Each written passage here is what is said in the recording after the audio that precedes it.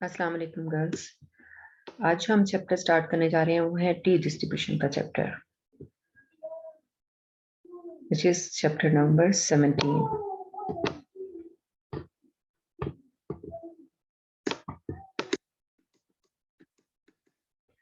We have studied the normal distribution. In the normal distribution, the range of the variable, random variable x starts from minus infinity up to positive infinity. In the t distribution and the z distribution, both have the same range. It starts from minus infinity to plus infinity. Both the normal, the standard normal, and the t distribution all have unimodal distribution. A single mode, a single peak exists. And this peak exists at the mean mu of the distribution.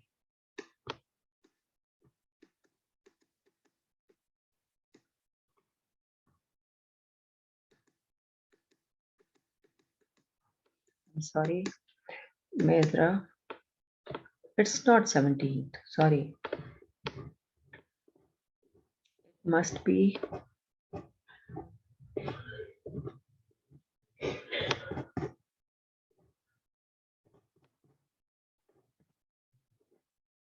this one, 18th chapter. I'm sorry. I was looking for the 17th chapter. This is 18th, the student's T distribution and statistical influence. इसके statistical influence में जो चीजें involve होंगी वो दो हैं, एक तो confidence interval और दूसरा है testing of hypothesis. तो confidence interval भी आपको जो है वो म्यू का मीन का फाइंड करना होगा, जो जो इसमें इन्वॉल्व है, बेसिकली मीन ही इसमें इन्वॉल्व है, और उसी ही की हम टेस्टिंग करेंगे, यानी म्यू को for any specified value mu not test करेंगे. ये दो प्रोसीजर आज के लेक्चर में हम कवर करेंगे. The test statistic is this one. ठीक है, टी से हम इसको डिनोट कर रहे हैं. ठीक, X bar minus mu over S over under root N. अगर आप इसको z डिस्ट्रीब्यूशन से कंपेयर करें तो दोनों में एक फर्क है. उसके डिनोमिनेटर में आपके पास वेरिएंस सिग्मा की फॉर्म में गिवन होता है. सिग्मा उस वक्त होगा जब डिस्ट्रीब्यूशन जो है वो स्टैंडर्ड नॉर्मल डिस्ट्रीब्यूशन होगी, z डिस्ट्रीब्यूशन होगी. ठीक है, और अगर हम यानी z स्टैटिस्टिक में हम उसको कन्वर्ट कर रहे होते हैं और z डिस्ट्रीब्यूशन का यूज करते हैं. एक जो मेजर फर्क है दोनों में वो ये है कि टी डिस्ट्रीब्यूशन उस वक्त यूज होगी जब आपके पास सैंपल साइज जो है वो छोटा होगा, यानी n लेस देन 30 होगा, और सिग्मा स्क्वायर जो है वो अननोन होगा. ठीक है, और फिर हम जब अननोन होगा तो फिर इसको रिप्लेस कर देंगे इसी के estimate, unbiased estimate small S square से. स्मॉल एस स्क्वायर वो जिसके फॉर्मूला में डिनोमिनेटर जो है वो n-1 यूज होता है. ठीक है, तो आपने यहाँ पर मेजरली जो है वो ये दो तीन बातों का ख्याल रखना है कि n जो है वो सैंपल साइज वो स्मॉल होगा. ठीक है, और जब स्मॉल हो जाएगा तो फिर वेरिएंस भी उसके साथ साथ ही अननोन होगा, यानी सिग्मा स्क्वायर जो है पॉपुलेशन वेरिएंस वो अननोन होगा. जब ये अननोन होगा तो फिर z डिस्ट्रीब्यूशन यानी कि स्टैंडर्ड नॉर्मल डिस्ट्रीब्यूशन जो है वो उसकी जगह पर हम यूज करेंगे टी डिस्ट्रीब्यूशन. और टी डिस्ट्रीब्यूशन भी ऑलमोस्ट नॉर्मल को फॉलो करती है, लेकिन for large as n increases, यानी जैसे जैसे एन की साइज जो है या एन जो है वो size of the sample increase करता जाएगा, यानी 30 से बड़ा हो जाएगा, 40, 50, 60, 100, 200, 1000, 500 कुछ भी, तो फिर टी डिस्ट्रीब्यूशन जो है वो खुद ब खुद नॉर्मल को फॉलो कर लेगी. ठीक है, तो वो केस तो तब होगा जब साइज बड़ा होगा, लेकिन इस चैप्टर में 18 चैप्टर में हमने सारे वो केसेस डिस्कस करने हैं जिसमें सैंपल साइज जो है वो लेस देन 30 होगा, यानी कि इतना सैंपल साइज होगा जो कि आप उसको x की वैल्यूज आपको गिवन होगी और उसकी बेस पर आप फाइंड आउट कर लोगे उसका interval, confidence interval for mu and testing of hypothesis for the mean mu. अच्छा, इसकी कुछ जो है मेनली प्रॉपर्टीज हैं वो हम देख लेते हैं। This is 18.2.1। First property, as I told you, the range of the T distribution is minus infinity to plus infinity और symmetric distribution है, standard normal की तरह symmetric distribution है, यानी कि left hand side, left tail और right tail दोनों एक दूसरे का मिरर इमेज है। और x की रेंज जो है वो minus infinity to plus infinity है। It shows that it's a continuous distribution. ठीक है, उसके बाद आपने ये प्रॉपर्टीज छोड़ते हैं। ये नेक्स्ट प्रॉपर्टी देखिए, यूनी मॉडल।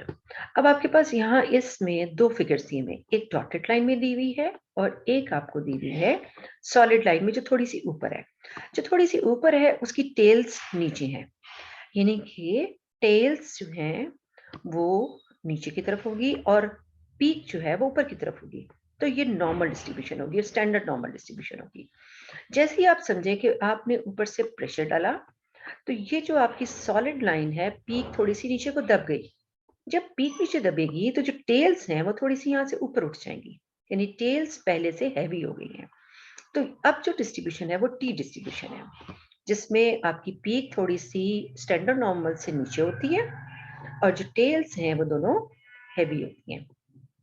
ठीक है, तो इसकी शेप जो है टी डिस्ट्रीब्यूशन की, जैसे जैसे एन यानी सैंपल साइज ग्रेटर होता जाएगा 30 से 40 50 की तरफ, तो खुद ब खुद ये जो है डॉटेड से ऊपर की तरफ पीक चलना शुरू हो जाएगी, यानी कि स्टैंडर्ड नॉर्मल को फॉलो करना शुरू होगी। तो शेप जो है टी डिस्ट्रीब्यूशन की वो डिपेंड करती है इसके सैंपल साइज के ऊपर। ठीक है जी। और उसके बाद नेक्स्ट प्रॉपर्टी देखिए, the t distribution approaches to standard normal, ये तो मैंने भी आपको बता दी है। और एक और इम्पॉर्टेंट प्रॉपर्टी कि टी डिस्ट्रीब्यूशन जो है इसमें हमने देखा कि वेरिएंस जो है सिग्मा स्क्वायर वो अननोन है, हम उसको एस्टिमेट करते हैं। अगर हम एस्टिमेट करते हैं तो इसकी डिग्री ऑफ फ्रीडम पर कोई फर्क नहीं पड़ता। ठीक है, अदरवाइज ये होता है कि जितने पैरामीटर्स अननोन होते हैं उनको हम सैंपल से एस्टिमेट करते हैं और डिग्री फ्रीडम उतने टाइम्स रिड्यूस हो जाती है। यानी कि हम दो एस्टिमेट्स किए हैं, मीन को भी एस्टिमेट किया, वेरिएंस को भी एस्टिमेट किया, तो दो एस्टिमेटर्स या ए और बी अगर आपके पास हैं, रिग्रेशन कोफिशिएंट्स आपने उनको एस्टिमेट किया, तो जितनी आप वैल्यूज को एस्टिमेट करते हैं डिग्री ऑफ फ्रीडम -2 हो जाएगी ए बी की वजह से, कि दोनों को हम एस्टिमेट कर रहे हैं।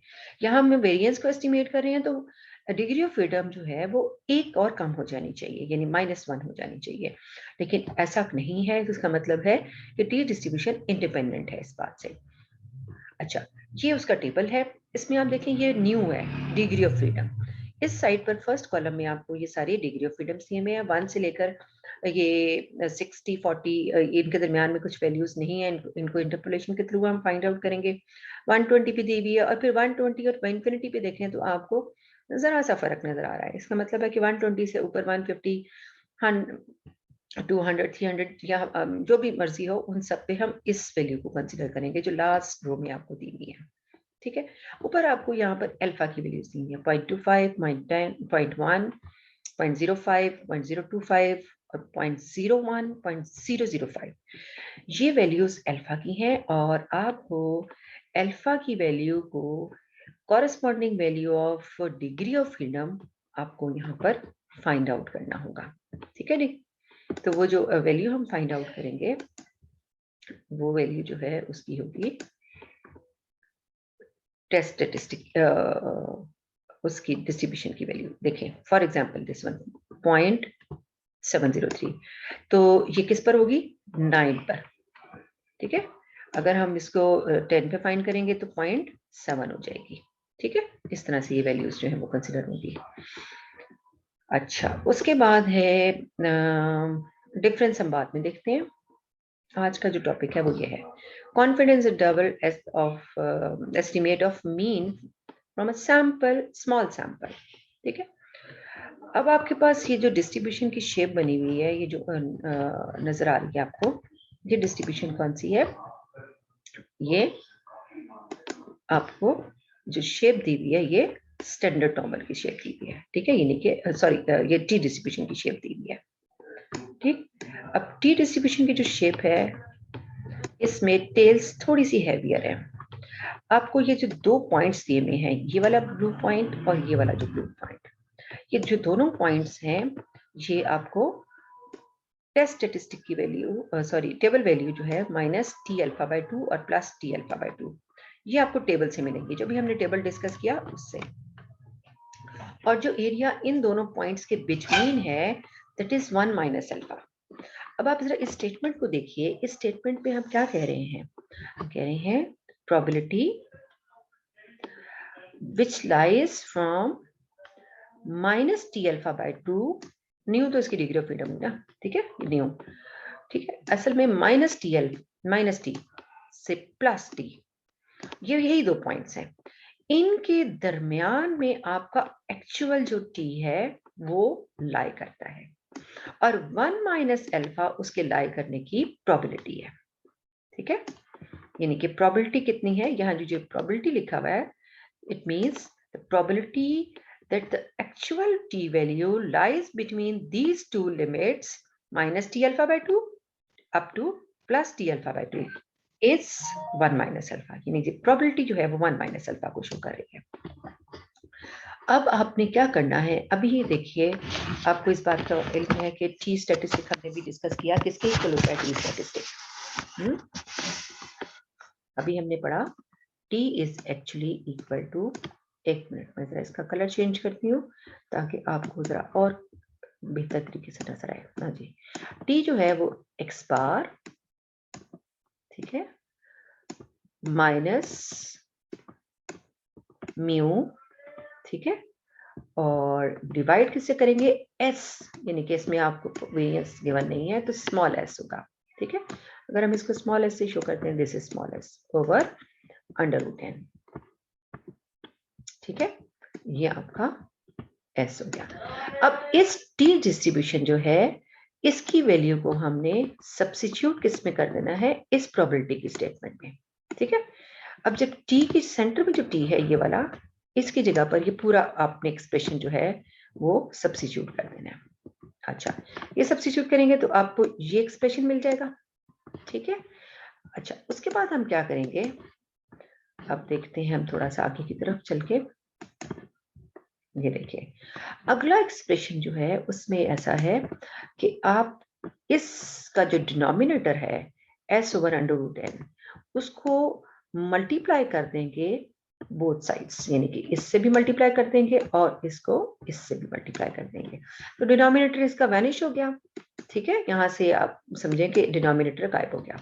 अब आपके पास सिर्फ क्या रह गया? न्यूमरेटर, x बार माइनस म्यू। आपको म्यू चाहिए क्योंकि आपने एस्टिमेट किसका करना, जो कॉन्फिडेंस इंटरवल फाइंड करना है वो म्यू का फाइंड करना है। अगर हम म्यू को यहीं रहने दें तो x बार को भी हम इस साइड पर ले जाएंगे और x बार को हम इस साइड पे भी ले जाएंगे। तो अब जो आपका एक्सप्रेशन बनेगा वो कुछ इस तरह से बनेगा। ठीक है, ये वाला और ये वाला। इस एक्सप्रेशन में अगर आप नोट करें तो x बार इस तरफ आया, +t∝/2 तो ऑलरेडी एग्जिस्ट कर रहा था, और जो डिनोमिनेटर से हमने पहले इसको मल्टीप्लाई किया था वो s/√n, वो मल्टीप्लाई हो गया और x बार इस तरफ आकर जो है वो ऐड हो गया। ठीक है, इसी तरह से यहां पर भी कुछ ऐसा ही हुआ है। ठीक, अब इस बाहर प्रोबेबिलिटी की स्टेटमेंट वैसे ही है, probability is this, probability of between these two limits is 1 - α। अब हमने इसको इस 1 - α की स्टेटमेंट से बाहर निकाला। अब हम क्या लिखेंगे? हम लिखेंगे 1 - α%। ठीक है, यानी कि यहाँ पर परसेंटेज की फॉर्म में लिख देंगे। कॉन्फिडेंस इंटरवल फॉर म्यू, ठीक है, इज दिस वन। ठीक है, अगर आप नोट करो तो आपकी राइट हैंड साइड की और लेफ्ट हैंड साइड की जो इक्वेशंस हैं उसमें सिर्फ साइन का फर्क है। अगर हम साइन को यहाँ पर इग्नोर कर दें तो फिर आप देखिए कि साइन को इग्नोर करने से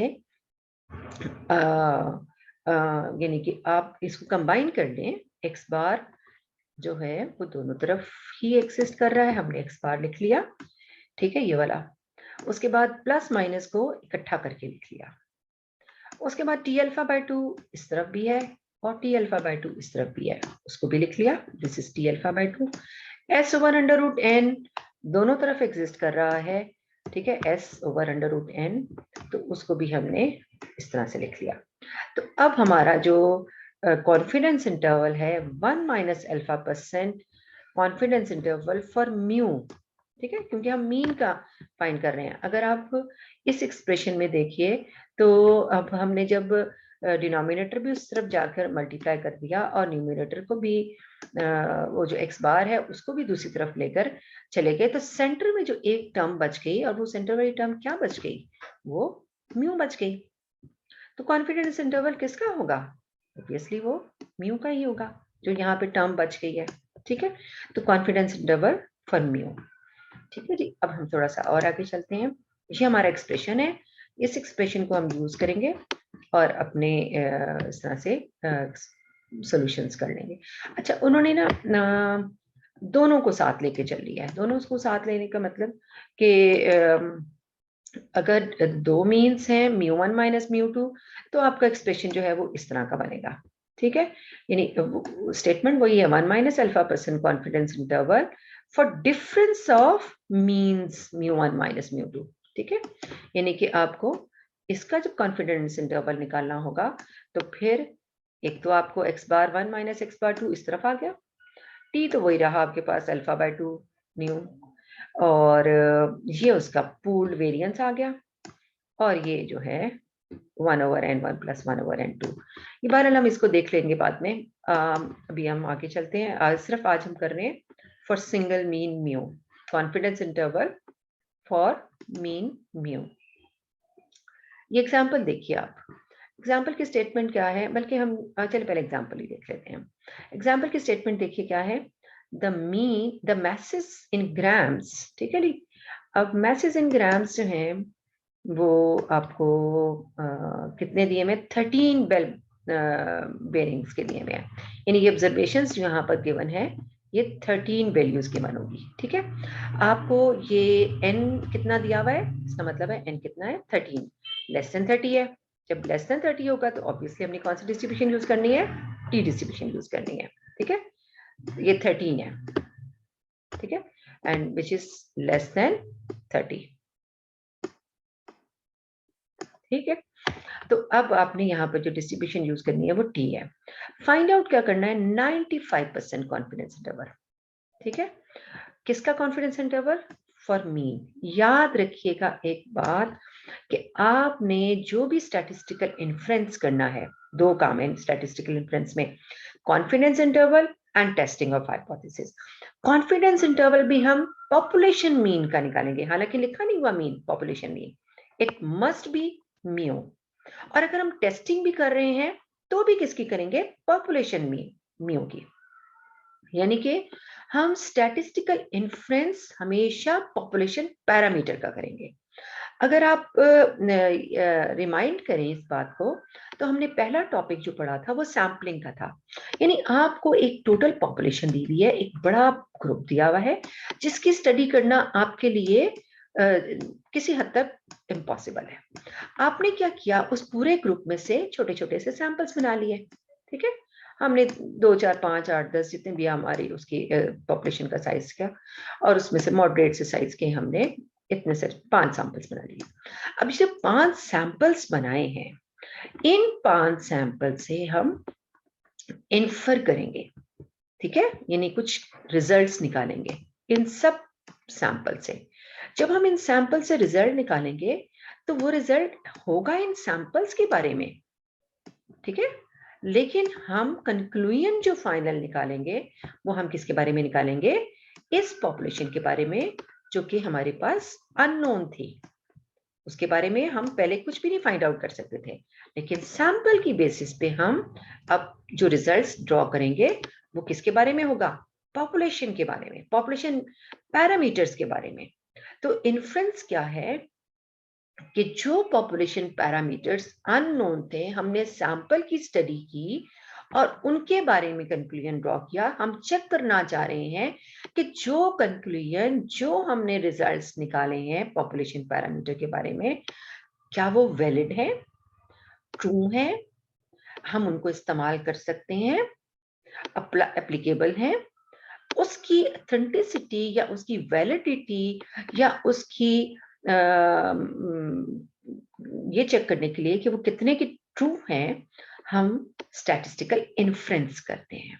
कॉन्फिडेंस इंटरवल भी निकालते हैं, किसके बारे में? पॉपुलेशन पैरामीटर के बारे में, कि इस रेंज से इस रेंज तक पॉपुलेशन पैरामीटर एग्जिस्ट कर सकता है और हम इतने % कॉन्फिडेंट हैं कि पॉपुलेशन पैरामीटर हमारी इस रेंज के बिटवीन लाई करेगा। वो जो रेंज हम फाइंड आउट कर रहे हैं, दैट इज कॉन्फिडेंस लिमिट्स। और कितने % कॉन्फिडेंट है वो हमने परसेंटेज की फॉर्म में बताना है कि हम इतने % कॉन्फिडेंट हैं कि हमारा जो पॉपुलेशन पैरामीटर है वो इस रेंज के बिटवीन लाई करेगा। ठीक है, ये तो 2 पॉइंट्स हैं, इनके बिटवीन लाई करेगा।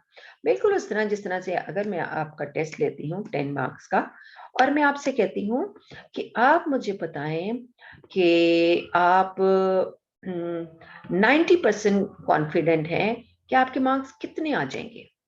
जाहिर है आप लोग तैयारी कर रहे हो अपने पेपर्स की, अपने टेस्ट की, तो आप लोग अपने टेस्ट के बारे में एक इंटरवल बता सकते हो कि 10 में से मेरे नंबर जो हैं वो आ जाएंगे 5 से लेकर 8 तक।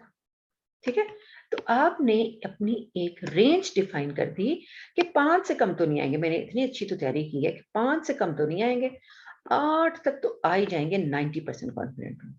लेकिन अगर मैं कहूँ यही परसेंटेज आपकी अब 90% नहीं रही, बल्कि मैं आपसे कह रही हूँ कितने % हो गई? 100%। तो 100% आप क्या कहेंगे कि आपके मार्क्स कितने आ सकते हैं? आप ये कहोगे कि मैं 100% श्योर हूं कि मेरे मार्क्स 0 से 10 के दरमियान आ जाएंगे। अब मुझे बताओ कि जब मैंने परसेंटेज इतनी हाई कर दी, यानी कि 100% कर दिया, कितना कर दिया? 100%। जब 100% कर दिया तो रेंज भी तो बढ़ जाएगी ना, रेंज। अब मुझे बताओ 0 से कम आ सकते हैं नंबर? नेगेटिव मार्किंग तो टेस्ट में नहीं हो रही, तो इसका मतलब है कि आपके मिनिमम जो पॉइंट है वो कितना आ गया? 0। ऑब्वियसली इससे कम तो हो ही नहीं सकते। और 10 मार्क्स का टेस्ट है तो मैक्सिमम 10 ही आएंगे ना, 10 से ऊपर तो जा ही नहीं सकते। तो मैं 100% कॉन्फिडेंट हूं कि मेरे नंबर 0 से 10 के बिटवीन आएंगे, और ऐसा ही होगा, क्योंकि अगर आप टेस्ट नहीं दोगे तो आपके 0 आ जाएंगे, टेस्ट दे दोगे तो या तो 1 आएगा, 2 आएगा, 3, 4, 5, 6, 7, 8, 9, 10 कुछ तो आएगा। तो हम कहते हैं कि 100% कॉन्फिडेंट है कि हमारी लिमिट्स जो है वो 0 to 10 है। लेकिन हम चाहते हैं कि 100% श्योरिटी तो जब भी हम किसी चीज की दें तो हमारी रेंज बहुत बढ़ जाती है। तो हम अपनी रेंज को थोड़ा सा रिस्ट्रिक्ट करना चाहते हैं, यानी कि इतनी बड़ी वास्ट रेंज का तो फायदा ही कोई नहीं ना, जाहिर है कि 0 से 10 के दरमियान ही नंबर आएंगे। हम चाहते हैं कि थोड़ी सी शॉर्टर रेंज हो। तो शॉर्टर रेंज के लिए हमारा कॉन्फिडेंस लेवल पहले की निस्बत कम हो जाएगा। जैसे हमने कहा कि हम 90% कॉन्फिडेंट है, हमारे नंबर जो है 5 से 8 के दरमियान आएंगे। अगर मैं कहूँ कि हम कहते हैं कि हमारे जो मार्क्स हैं वो 80% कॉन्फिडेंट हैं, तो हमारे मार्क्स कैसे आएंगे? अगर कॉन्फिडेंस लेवल मैंने थोड़ा कम कर दिया तो ऑब्वियसली इसकी रेंज जो है वो पहले की निस्बत क्या हो जाएगी? और थोड़ी सी छोटी हो जाएगी। ठीक है, यहां से यहां तक, यानी कि 6 से लेकर मैं कहती हूँ 7, 80% श्योर हूं कि मैं 6 से 7 तक नंबर आएंगे। जैसे जैसे परसेंटेज आपकी कॉन्फिडेंस की बढ़ती जाएगी, आपकी जो इंटरवल है वो वास्ट होता जाएगा। ठीक है, अब आपका 0 से 10 से 5 से 8 आ गया, और 5 से 8 से और रिड्यूस होके 6 से 7 चला गया। परसेंटेज 100 से गिरकर 90 और 90 से गिरकर 80 पे पहुंच गई। तो बहरहाल ये कॉन्सेप्ट है, अगर आपको समझ आ गया है तो ठीक है, अदरवाइज फिर हम इसको दोबारा डिस्कस कर लेंगे।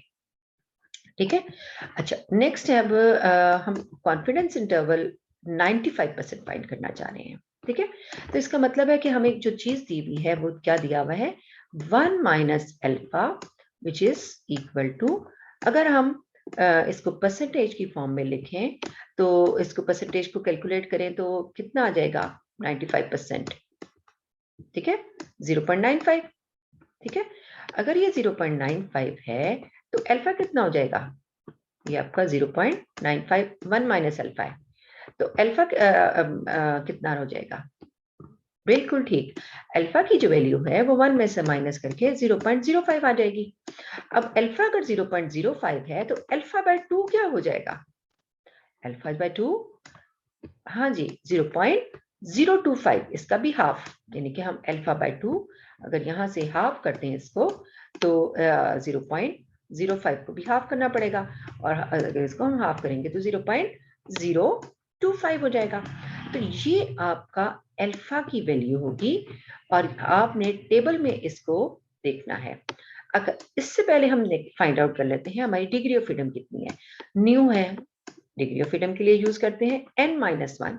n अभी हमने देखा था इस क्वेश्चन में कितना था, 13 था, तो n-1 कितना हो जाएगा आपके पास, इसमें वैल्यू सब्स्टिट्यूट करके फाइंड करेंगे तो ये हो जाएगा 12। अब आपने क्या करना है, टेबल को यूज करना है और t की वैल्यू फाइंड करनी है अल्फा बाय 2। ठीक है, क्योंकि हमने देखा था कॉन्फिडेंस इंटरवल का फॉर्मूला जो था, जो एक्सप्रेशन था, उसमें अल्फा बाय 2 और उसके साथ न्यू लिखा हुआ था। न्यू की वैल्यू कितनी है, 12 है, अल्फा बाय 2 की वैल्यू कितनी है, 0.025 है।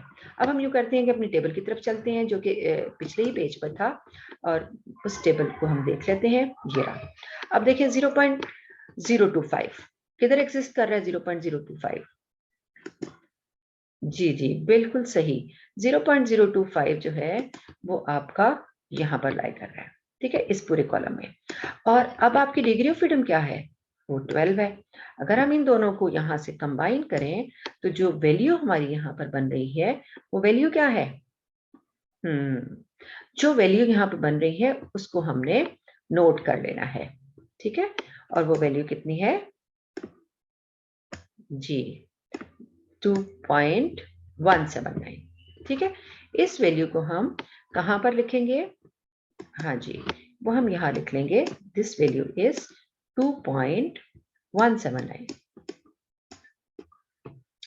अच्छा, अब हमारे पास टेबल वैल्यू आ गई। अगर हम अपना एक्सप्रेशन चेक करें तो एक्सप्रेशन में जो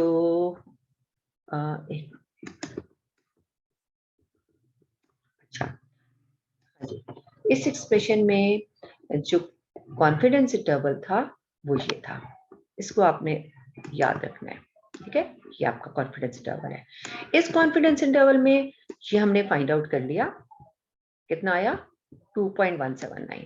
ठीक है, एक्स बार अब हम फाइंड करेंगे, और एन भी हमें पता है और एस भी हम फाइंड करेंगे। एस और एक्स बार ये दो आपने कहाँ से फाइंड करने हैं, जी बिल्कुल, आपको जो क्वेश्चन में दिया हुआ है डेटा, उस डेटा में जो वैल्यूज इन्वॉल्व हैं वो 13 वैल्यूज हैं। आपने उन 13 वैल्यूज को यूज करके एक्स बार फाइंड करना है, ये वैल्यूज हैं सारी। ठीक है, इनको यूज करके आपने एक्स बार और स्टैंडर्ड डेविएशन दोनों फाइंड करनी है। एक्स बार का आपको पता है ये फॉर्मूला है, आपने फाइंड आउट कर लिया। स्टैंडर्ड डेविएशन का एक्सप्रेशन ये है जिसमें डिनोमिनेटर n-1 है, और आपका जो रिजल्ट है स्टैंडर्ड डेविएशन का 1.77 आएगा। ठीक है जी, और ये टी की वैल्यू इन्होंने बाद में निकाली, हमने पहले फाइंड आउट कर ली है। बहरहाल ये आपने वैल्यूज निकाली, और अब आपने जो आपका गिवन एक्सप्रेशन था उसमें इनको सब्स्टिट्यूट कर देना है। गिवन एक्सप्रेशन मींस इसमें तीनों चारों वैल्यूज लगा देनी है, टी की भी लगा देनी है, एस की भी, एन की भी, एक्स बार की, और पहले हम माइनस कर लेंगे तो एक आंसर आ जाएगा, फिर हम इन दोनों रिजल्ट्स को राइट और लेफ्ट वालों को प्लस कर लेंगे तो दूसरा रिजल्ट आ जाएगा। तो हमें 95% कॉन्फिडेंस हो जाएगा कि हमारी जो मीन यानी म्यू की जो वैल्यू है, ट्रू मीन म्यू, वो कहाँ एग्जिस्ट करता है, वो दो पॉइंट्स के बिटवीन एग्जिस्ट करता है, और वो जो दोनों पॉइंट्स होंगे, एक माइनस करने से आएगा और एक प्लस करने से आएगा। ठीक है, अब हम देखते हैं कि वो क्या रिजल्ट्स आ रहे हैं। अच्छा जी, ये देखिए आपके पास यहाँ पर जो रिजल्ट्स आ रहे हैं वो कौन से दो रिजल्ट्स हैं? जी हाँ, ये x बार 1, और सॉरी ये तो कोई और एग्जांपल में देखिए, ये एक्सप्रेशन था। ठीक है, इसमें एक प्लस करना है और माइनस करना है। जब उन्होंने इसको माइनस किया तो 23.14 आया, और जब प्लस किया तो वो 25.28 आया। यानी हम 95% कॉन्फिडेंट हैं कि actual population mean mu which is unknown, क्योंकि पॉपुलेशन मीन है, अननोन है, ये लाई करेगा दो रेंजेस, दो वैल्यूज के दरमियान में। इस रेंज के अंदर वो दो वैल्यूज कौन सी होंगी? एक वैल्यू ये 23 वाली वैल्यू है, और एक वैल्यू ये 25, यानी 23.14 से लेकर 25.28 के बिटवीन हमारा पॉपुलेशन मीन म्यू एग्जिस्ट कर सकता है। ठीक है जी, तो अब आप यूं करिए कि एक्सरसाइज में जाइए, और एक क्वेश्चन जो है हम एक्सरसाइज से इसका जो है वो देख लेते हैं, और उसके बाद फिर है एक एग्जाम्पल जो कि बेस कर रही है इसकी टेस्टिंग पर। ठीक है, कॉन्फिडेंस इंटरवल हम ये 2 का बाद में करेंगे, पहले टेस्टिंग ही देख लेते हैं। ये देखिए, अगर आप देखें कि टेस्टिंग में सेम स्टैटिस्टिक यूज हुआ है। टेस्टिंग के लिए मैंने आपको बताया था, testing of hypothesis involve 6 steps, तो 6 स्टेप्स हम डिस्कस कर चुके हैं। ठीक है, तो ये आपका टेस्ट स्टैटिस्टिक है। पहला स्टेप हमने कहा था state the null hypothesis and alternative hypothesis. तो आपका नल हाइपोथेसिस और अल्टरनेटिव हाइपोथेसिस ये सब हो सकते हैं। या तो आपका नल हाइपोथेसिस इसमें से ये वाला होगा, ये ना हुआ तो फिर ये वाला होगा, ये ना हुआ तो फिर ये, इन तीनों में से कोई एक तो होगा। सबसे पहला वाला अगर हम नल हाइपोथेसिस देखें, तो पहले वाले नल हाइपोथेसिस में आपको जो एक्सप्रेशन दिया हुआ है वो इक्वालिटी का दिया हुआ है। ठीक है, ठीक है, mu is equal to mu not. दूसरे में दिया हुआ है लेस देन इक्वल टू का, और थर्ड में दिया हुआ है ग्रेटर देन इक्वल टू का। ये स्टेटमेंट के अकॉर्डिंग है, और इसका जो ऑपोजिट है वो यहाँ पर है। अगर इक्वल यहाँ आ गया तो नॉट इक्वल टू यहाँ आएगा। लेस देन इक्वल टू अगर आपका नल हाइपोथेसिस में आ गया तो ग्रेटर देन ऑल्टरनेटिव में आएगा, और अगर ग्रेटर देन इक्वल टू आपका नल हाइपोथेसिस में आ गया तो फिर एक ही स्टेटमेंट बचेगी लेस देन की, वो आपकी ऑल्टरनेटिव में चली जाएगी। इस तरह से कि पहला स्टेप आपका जो है वो है नल हाइपोथेसिस और ऑल्टरनेटिव हाइपोथेसिस को लिखना। ठीक है, ये पहला स्टेप होगा। दूसरा स्टेप है अल्फा, जो कि क्वेश्चन के स्टेटमेंट में गिवन होगा। थर्ड स्टेप है test statistic to be used is, और हमने ये डिस्कस कर लिया कि ये आपका टेस्ट स्टैटिस्टिक है जो कि हम कॉन्फिडेंस इंटरवल में भी यूज कर चुके हैं, और इसी एक्सप्रेशन को यूज करके हमने एक्स बार और plus minus t alpha by 2 new s over under root n, ये एक्सप्रेशन फाइंड आउट किया था कॉन्फिडेंस इंटरवल का। ठीक है जी, अच्छा, इसके बाद आपका ये थर्ड स्टेप हो गया। अब फोर्थ स्टेप क्या होगा? कंप्यूटेशन का। ठीक है, डिटरमिन, चलिए फोर्थ स्टेप इन्होंने कंप्यूटेशन की जगह पर जो है वो बुक में फोर्थ और फिफ्थ आगे पीछे हो सकते हैं, यानी कि आप की मर्जी है, आप क्रिटिकल रीजन पहले लिख लें, आपकी मर्जी है आप कंप्यूटेशन पहले कर लें। ठीक है, फोर्थ और फिफ्थ स्टेप आपस में इंटरचेंज हो सकते हैं। तो कंप्यूटेशन जो है वो फिफ्थ स्टेप में चला गया। ठीक है जी, कंप्यूटेशन में आपने क्या फाइंड करना है? कंप्यूटेशन में आपने टी की वैल्यू फाइंड करनी है, और टी की वैल्यू किस पे बेस कर रही है? एक्स बार पर। ठीक है, म्यू नॉट पे। म्यू नॉट कहाँ पे गिवन होगा? म्यू नॉट आपका नल हाइपोथेसिस में यहाँ पर गिवन होगा। ठीक है, ये वाला म्यू नॉट है। और एस कहाँ से फाइंड करोगे? सैंपल से करोगे। एन कहाँ पे गिवन होगा? इसी सैंपल साइज है। जैसे अभी हमने क्वेश्चन किया एग्जाम्पल की, उसमें 13 वैल्यूज गिवन थी, तो एन 13 हो गया, और उन 13 वैल्यूज से हमने एक्स बार फाइंड करना है, और उन्हीं 13 वैल्यू से हमने स्मॉल एस फाइंड करना है, और एन भी सब्स्टिट्यूट हो गया, और म्यू नॉट आपको टेस्ट स्टैटिस्टिक नल हाइपोथेसिस में दिया हुआ है। इन चारों वैल्यूज को सब्स्टिट्यूट करेंगे तो आपको क्या मिल जाएगा? टी का रिजल्ट। ठीक है जी, और जो क्रिटिकल रीजन है वो कहाँ से आएगा? वो जाहिर है टेबल वैल्यू में देखेंगे, हम अभी जो टेबल देख चुके हैं उसी को ही फाइंड आउट करेंगे वहां से, और उसको सब्स्टिट्यूट करके आपने ये फाइनल डिसीजन कर देना है कि हमारा जो टी की कैलकुलेटेड वैल्यू है वो क्रिटिकल वैल्यू से कम है कि ज्यादा है। देखिए ये देखिए एग्जाम्पल देखते हैं ताकि आपको मजीद क्लियर हो जाए। 18.3, अब आपको ये जो वैल्यूज दी हुई है ये ऑब्वियसली किसकी वैल्यूज हैं, एक्स की वैल्यूज हैं, ठीक है। कितनी वैल्यूज दी हुई है, 10 इंडिविजुअल्स, तो n जो है वो आपके पास 10 हो गया। इन 10 वैल्यूज को यूज करके आपने x बार भी फाइंड करना है और s भी फाइंड करना है। अच्छा, अब उसके बाद नेक्स्ट स्टेटमेंट देखिए क्या है, इन the light of these data discuss the suggestion that the mean height याद रखिएगा कि म्यू है इन द पॉपुलेशन, वो तो और बात है इन्होंने पॉपुलेशन का भी जिक्र कर दिया, अदरवाइज मीन हमेशा जो पॉपुलेशन पैरामीटर को ही हम टेस्ट करते हैं और उसके बारे में ही स्टेटमेंट देते हैं। Mean height in the population is 66, is 66 means कि आपने इक्वालिटी यूज करनी है, ठीक है। ये इक्वालिटी जो है वो इसकी वजह से आई, और जो 66 है वो भी आपकी क्वेश्चन की स्टेटमेंट में ये 66 दिया हुआ था। अब जब इक्वल यहाँ आ गया नल हाइपोथेसिस में, तो ऑल्टरनेटिव में क्या आएगा, ऑब्वियसली नॉट इक्वल टू आ जाएगा, ठीक है। अब उसके बाद आप देखिए स्टेटमेंट में आपको कहीं भी अल्फा का जिक्र नहीं मिल रहा, तो हम खुद से ही ले लेंगे अल्फा की वैल्यू 0.05। थर्ड स्टेप हो जाएगा टेस्ट स्टेटिस्टिक, वो टी का एक्सप्रेशन लिख दिया, और टी में याद रखिएगा कि हमेशा हमने डिग्री ऑफ फ्रीडम का जिक्र जरूर कर देना है। डिग्री ऑफ फ्रीडम 10 जो है वो आपका n है, तो एक कम कर देंगे तो 9 जो है वो उसकी डिग्री ऑफ फ्रीडम आ जाएगी, ठीक है। उसके बाद जो है क्रिटिकल रीजन है, ये इंपॉर्टेंट है। अब आप ये ऐसे देखें कि आपका टी का रिजल्ट जब आप इसमें x bar, S, mu, not और एन सब्स्टिट्यूट करेंगे तो टी का आंसर जो है वो नेगेटिव भी आ सकता है और टी का आंसर जो है वो पॉजिटिव भी आ सकता है। जब दोनों आ सकते हैं तो हम इसको सब्स्टिट्यूट कर देंगे मॉडुलस के अंदर। हम कहेंगे कि हमारा टी जो है ये कैलकुलेटेड टी है, यानी कि जो हमारा आंसर आ रहा है उसका मॉडुलस लेना है, यानी कि पॉजिटिव लेना है। और अगर उसका पॉजिटिव आंसर टेबल वैल्यू से, वो जो हम टेबल देखते आए हैं, अभी इसका टेबल भी देखेंगे, डिग्री ऑफ फ्रीडम 9 है, 0.025 जो है वो अल्फा बाय 2 है, इस पर टेबल वैल्यू है। उस टेबल वैल्यू से अगर टी का आंसर बड़ा आ गया तो हमने उसको रिजेक्ट कर देना है।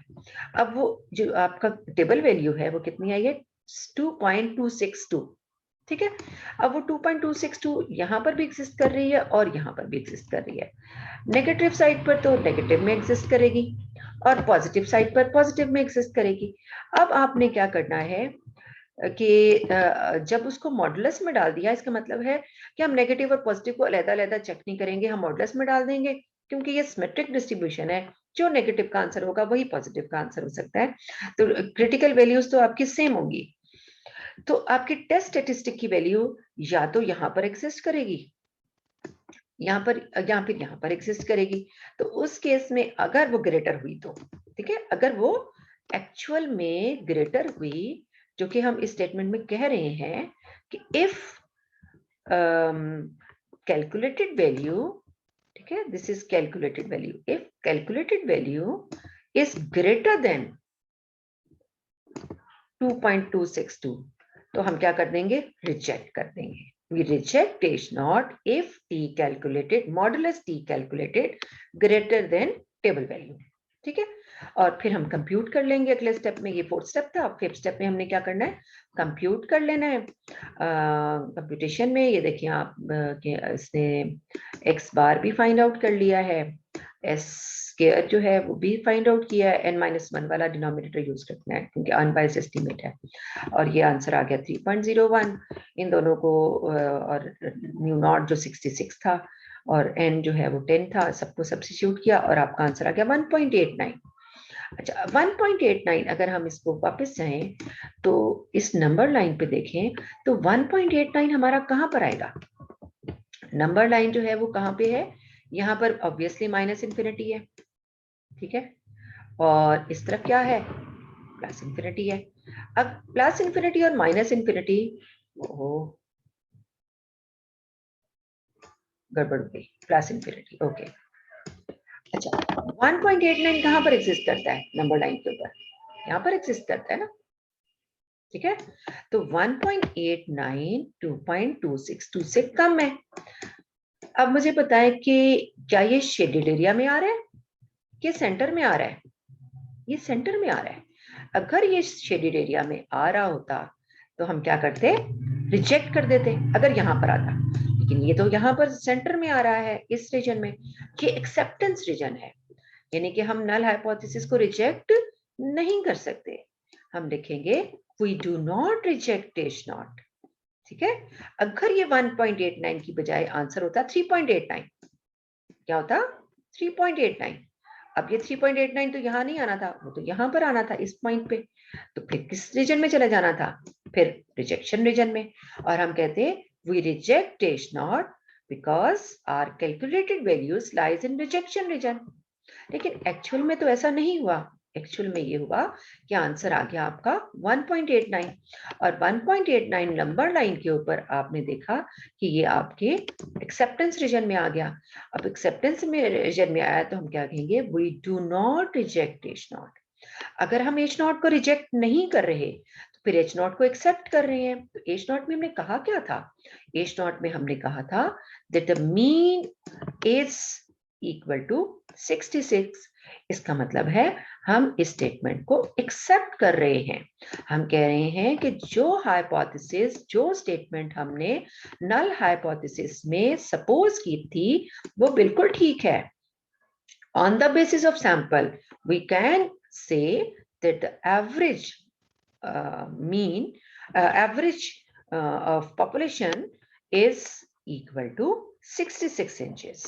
ठीक है जी। अच्छा, इसी तरह से अगला क्वेश्चन देखिए, एग्जाम्पल 18.4 एग्जाम्पल। इसमें कुछ वैल्यूज नेगेटिव है, पॉजिटिव है, इससे आप बिल्कुल परेशान ना हो, ये सिर्फ वैसी ऑब्जर्वेशन इस तरह की हैं, कुछ नेगेटिव पॉजिटिव आ गई हैं। अच्छा, assume the errors are normally distributed. Are these, अच्छा, in a sample survey 6 estimates were made of the same mean. कोई एस्टिमेट है, उसके 6 रिजल्ट्स निकाल लिए हैं, ठीक है। When the population mean became unknown, the following errors were computed. ठीक है, यानी कि पॉपुलेशन मीन जब एक्चुअल में फाइंड आउट हो ही गया किसी सिनेरियो में, तो देखा कि कुछ एरर्स हो गए हैं, ठीक है। वो कुछ बार एरर्स नेगेटिव आ गए, कुछ एरर्स पॉजिटिव आ गए। नेगेटिव पॉजिटिव इस तरह कि आपने किसी चीज की जो एस्टिमेटेड वैल्यू है वो एक्चुअल से ज्यादा मेजर कर ली या एक्चुअल से कम मेजर कर ली। तो जब कम मेजर करेंगे तो नेगेटिव आ जाएगा, ज्यादा मेजर करेंगे तो पॉजिटिव आ जाएगा। अब हम अज्यूम करेंगे अगर हमने एग्जैक्टली वही मेजर कर लिया होता तो एरर तो होना ही नहीं था। एरर ना होता तो इसका मतलब है कि दोनों रिजल्ट सेम होते। दोनों रिजल्ट सेम होने का मतलब है कि एरर इज इक्वल टू 0 है, यानी एरर का ना होना जो है वो 0 को शो करता है। तो इसीलिए आप देखें कि जो इसकी टेस्टिंग है वो किसके लिए की हुई है, म्यू इज इक्वल टू 0, यानी कि एरर्स जो हैं वो एग्जिस्ट नहीं कर रहे, यानी कि ना हमने एक्चुअल से कम मेजर किया, ना हमने एक्चुअल से ज्यादा मेजर किया। एरर हैज अ 0 में, उन्होंने स्ट्रेट फॉरवर्ड लिख भी दिया हुआ है, ठीक है। अब हमने इसको 0 के लिए लिखा, पहला स्टेप, ये तो बिल्कुल स्ट्रेट फॉरवर्ड है कि हैज अ 0 मीन, तो वो 0 लिख दिया, ऑब्वियसली ये नॉट इक्वल टू 0 आ गया। अल्फा जो है वो क्वेश्चन की स्टेटमेंट में नहीं दिया हुआ, तो खुद से ले लिया 0.05। अगला स्टेप टेस्ट स्टैटिस्टिक का था, ये लिख दिया है। इसकी डिग्री ऑफ फ्रीडम भी साथ ही लिख लेनी है हमने कि 6 टाइम्स उसकी मेजरमेंट की थी, तो n-1, ये इसकी क्रिटिकल वैल्यू आपने देख लेनी है।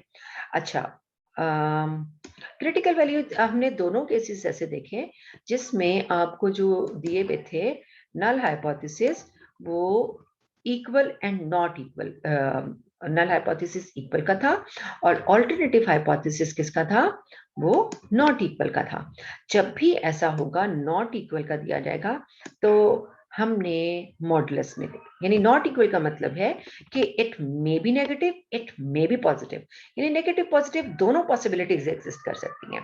जब दोनों पॉसिबिलिटीज एग्जिस्ट कर सकती हैं तो इस केस में हमने टी की जो कैलकुलेटेड वैल्यू है उसको इनक्लोज्ड कर देना है मॉडुलस में, ठीक है। यानी कि जब भी ऐसा हुआ तो हमने ये लगा देना है, ठीक है, ऐसा यूज कर लेना है। सॉरी भी, ये नॉट इक्वल मैंने लिखना था एरो और ये बन गया है नॉट रॉन्ग का साइन। मैं रॉन्ग बिल्कुल नहीं लिखना चाह रही, मैं इसको जरा क्रॉस करती हूँ। ठीक है, यानी मैं ये कहना चाह रही हूँ आपको कि जब भी आपका, ऐसे कर लेते हैं, mu not equal to mu, तो फिर आपने मॉडुलस में लिखना है, यानी कि ये जो इनइक्वालिटी है, नॉट इक्वल टू का साइन है, ये क्या शो कर रहा है कि आपने अपने टी को मॉडुलस में लिखना है, यानी इस नॉट इक्वल की वजह से हमने मॉडुलस लिखा है। ठीक है, और ये टेबल वैल्यू तो आपको क्लियर हो गया ना कि ये हमने टेबल से देखा तो वहां से आ गई है। और अगला स्टेप क्या करना है, हमने ऑब्वियसली उसकी कंप्यूटेशन का स्टेप करना है। ठीक है, कंप्यूटेशन में उन्होंने टेबल में डाल के कर लिया वो भी ठीक है, टेबल के बगैर कर ले तो भी ठीक है, इट्स अप टू यू। और टी का जो रिजल्ट आया आपके पास, वो रिजल्ट क्या आ रहा है, 0.29। ठीक है, अब 0.29 आपकी जो क्रिटिकल वैल्यू थी, हम जरा देख लेते हैं कि वो 2.57 थी। अब नंबर लाइन के ऊपर अगर आप बनाएं तो नंबर लाइन के ऊपर कहां पर बनेगी जी बताएं। फर्स्ट क्या, ये हमारी नंबर लाइन है, ठीक है, और नंबर लाइन में आपके पास जो है वो सेंटर में आपका जो है वो 0 है। ठीक है, और यहाँ पर माइनस इन्फिनिटी है और इस तरफ जो है वो प्लस इन्फिनिटी है। अब मुझे बताएं आपकी क्रिटिकल वैल्यू 2.57 ऑब्वियसली यहाँ होगी 2.57। ठीक है, और नेगेटिव में 2.57 ऑब्वियसली यहाँ पर होगी। और आपका अगर यहाँ पर इस तरह से कर्व बना रहे हैं तो ये वाला जो एरिया है यहाँ से इस तरफ की क्रिटिकल रीजन है, यानी रिजेक्शन रीजन है, और इससे भी इस तरफ जो है वो भी रिजेक्शन रीजन है। अब आपका आंसर जो है वो कितना आया था, 0.29। ये 2.57 है। अब मुझे बताएं 0.29 किस तरफ एग्जिस्ट करता है। हाँ जी, 0.29 0 के बिल्कुल पास यहाँ करके एग्जिस्ट करता है। अगर 0.29 यहाँ पर एग्जिस्ट करता है तो इसका मतलब ये हुआ कि ये कौन सा रीजन है, ये तो एक्सेप्टेंस रीजन है। तो हम अपने हाइपोथेसिस को रिजेक्ट नहीं कर रहे, हम अपने हाइपोथेसिस को एक्सेप्ट कर रहे हैं। और हाइपोथेसिस क्या है, हाइपोथेसिस ये है कि errors are, average of errors is 0। ठीक है, तो हम इस स्टेटमेंट को एक्सेप्ट कर रहे हैं। अब जरा देखें कि हम इसकी स्टेटमेंट का जो कंक्लूजन है इस क्वेश्चन का, उसमें क्या लिखा हुआ है। Since the computed value of t is 0.29 does not fall in the critical region, so we do not reject H0 and conclude that the data are consistent with the hypothesis that the population of errors has zero mean। ठीक है, जो आपकी statement में लिखा होगा वही आपने यहाँ लिख देना है। ठीक है जी, आज के लिए हमारा इतना ही टॉपिक काफी है, और इससे रेलिवेंट आप एक्सरसाइज में आ जाइए और क्वेश्चन नोट कर लीजिए जो कि आपने संडे में कर लेने हैं। तो मंडे को मैंने आपको अगला टॉपिक पढ़ाना है, ये डिफरेंस ऑफ मीन्स का, इसकी टेस्टिंग भी करेंगे और इसका कॉन्फिडेंस इंटरवल भी करेंगे हम। ठीक है, okay, come to the exercise.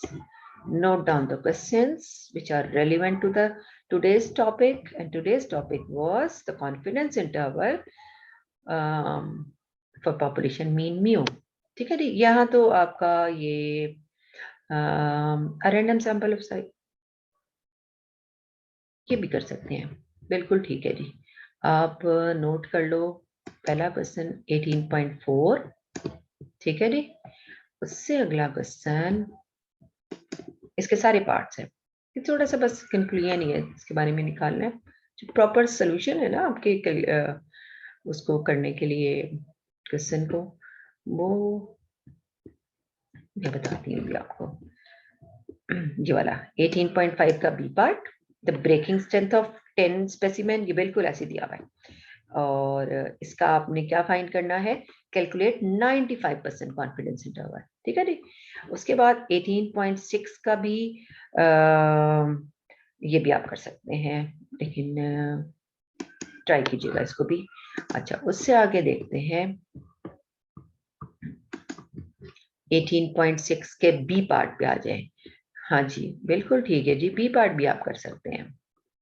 ठीक है, 18.6 का ए भी कर लें, बी भी कर लें, और सब 18.7 का ये भी कर लें, 18.7 का ए पार्ट, ये एक्चुअली जो हमने कॉन्फिडेंस इंटरवल का टॉपिक पढ़ा आज, ये फ्राइडे का टॉपिक है, और जो हमने टेस्टिंग का टॉपिक पढ़ा वो हमारा सैटरडे का टॉपिक है। इसलिए मैं इन दोनों टॉपिक से क्वेश्चंस जो हैं वो आपको बता रही हूँ।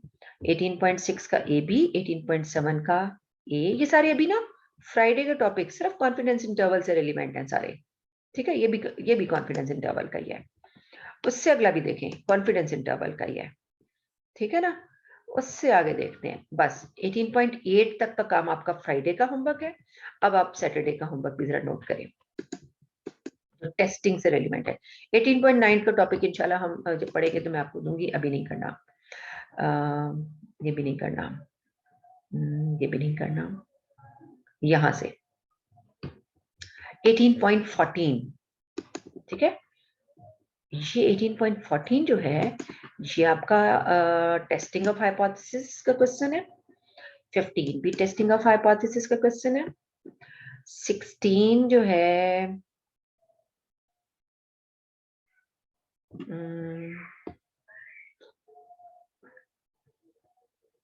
चलिए मैं क्लास में कराऊंगी आपको, ठीक है।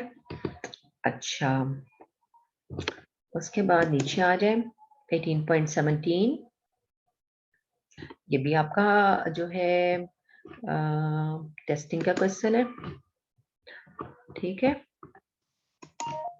17 भी और 18 भी, बस यहां तक। यानी 4-5 सवाल मैंने आपको टेस्टिंग के दिए हैं, 4-5 सवाल मैंने आपको कॉन्फिडेंस इंटरवल के दिए हैं। Thank you so much for today's lecture. Allah Hafiz.